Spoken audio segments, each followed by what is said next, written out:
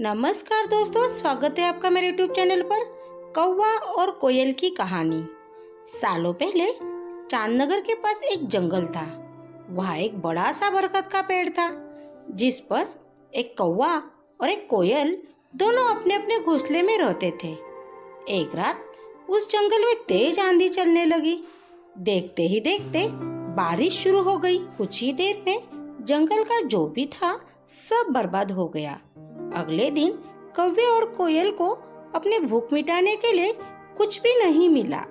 तभी कोयल ने कौवे से कहा, हम इतने प्यार से इस जंगल में रहते हैं, लेकिन अब हमारे पास खाने के लिए कुछ नहीं है, तो क्यों ना अब मैं अंडा दूं, तो तुम उसे खाकर अपनी भूख मिटाना, और जब तुम अंडा दोगे तो उसे खाकर मैं अपनी भूख मिटा लूंगी।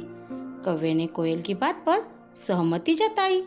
संयोग से सबसे पहले कौवे ने अंडा दिया और कोयल ने उसे खाकर अपनी भूख मिटा ली। फिर कोयल ने अंडा दिया।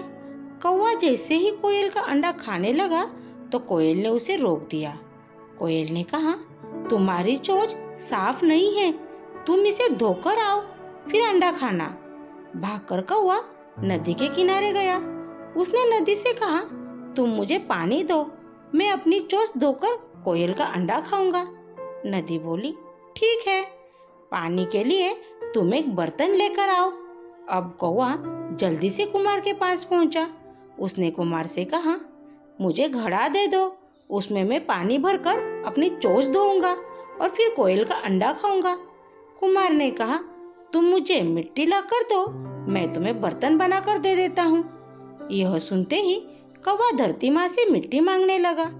वो बोला, माँ मुझे मिट्टी दे दो, उससे मैं बर्तन बनाऊंगा और उस बर्तन में पानी भरकर अपनी चोंच साफ करूंगा, फिर अपनी भूख मिटाने के लिए कोयल का अंडा खाऊंगा। धरती माँ बोली, मैं मिट्टी दे दूंगी, लेकिन तुम्हें खुरपी लानी होगी, उसी से खोदकर मिट्टी निकलेगी। दौड़ते हुए कौवा लोहार के पास पहुंचा।